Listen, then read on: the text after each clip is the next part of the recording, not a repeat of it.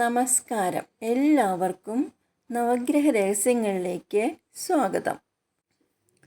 ലിംഗാധിപതിയായിരുന്ന രാവണൻ്റെ ധർമ്മപത്നി മണ്ഡോദരി പൂർവജന്മത്തിൽ മഥുര എന്ന ശിവഭക്തയായിരുന്നു. വിധിഹിതത്താൽ മഥുര പാർവതിയുടെ ശാപത്തിനിരയായി.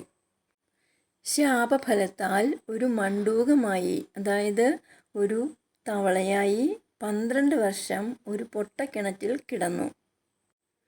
ശ്രീ പരമേശ്വരൻ്റെ അനുഗ്രഹത്താൽ 12 വർഷങ്ങൾക്കു ശേഷം തവളയ്ക്ക് ശാപമോക്ഷം ലഭിച്ച് ഒരു സുന്ദരിയായ പെൺകുട്ടിയായി മാറി. ഈ പെൺകുട്ടിയെ അസുര രാജാവായ മയാസുരനും തൻ്റെ ധർമ്മപത്നിയായ ഹേമയും എടുത്തു വളർത്തി. മണ്ഡൂകം പെൺകുട്ടിയായി മാറിയതിനാൽ മണ്ഡോദരി എന്ന പേരിൽ ഈ കുട്ടി അറിയപ്പെട്ടു.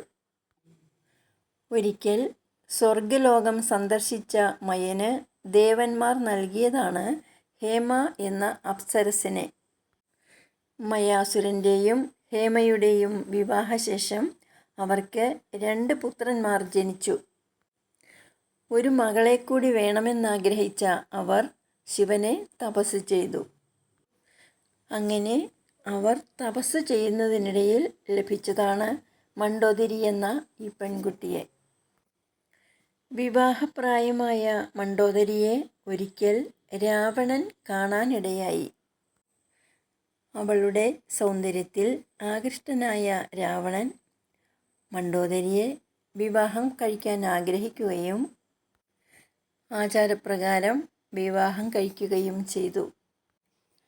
തുടർന്ന് അവർക്ക് 3 പുത്രന്മാർ ജനിച്ചു. മേഘനാഥൻ, അതികായൻ, അക്ഷയകുമാർ എന്നിങ്ങനെ. സീതാന്വേഷണാർത്ഥം ലങ്കയിലെത്തിയ ഹനുമാൻ ആദ്യമായി സുന്ദരിയായ മണ്ഡോദരിയെ കാണാനിടയായപ്പോൾ സീതയാണെന്ന് തെറ്റിദ്ധരിച്ചതായി രാമായണത്തിൽ പറയുന്നുണ്ട്.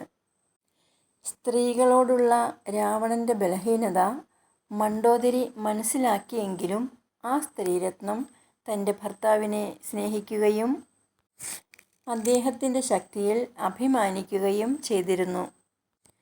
എങ്കിലും രാവണനെ നേർവഴി നയിക്കാൻ ശ്രമിക്കുന്നു. പക്ഷേ രാവണൻ എപ്പോഴും ഭാര്യയുടെ ഉപദേശം അവഗണിക്കുകയാണുണ്ടായത്. രാവണൻ അപഹരിച്ചു കൊണ്ടുവന്ന സീതയെ രാമന് തിരികെ നൽകാൻ രാവണപത്നി ഉപദേശിച്ചെങ്കിലും അത് ബധിരകർണത്തിൽ പതിച്ച പോലുള്ള വിലാപം മാത്രമായി മാറുകയാണ് ചെയ്തത്.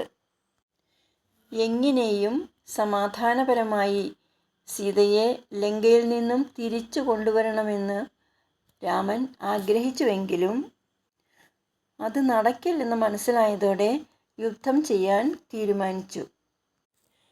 പിന്നീടുണ്ടായ രാമരാവണ യുദ്ധം രാവണൻ്റെ അന്ത്യത്തിനു കാരണമായി. രാമരാവണ യുദ്ധത്തിൽ മണ്ഡോദരിക്ക് ഭർത്താവിനെ മാത്രമല്ല പുത്രന്മാരെയും ബന്ധുക്കളെയും നഷ്ടപ്പെടുന്നു.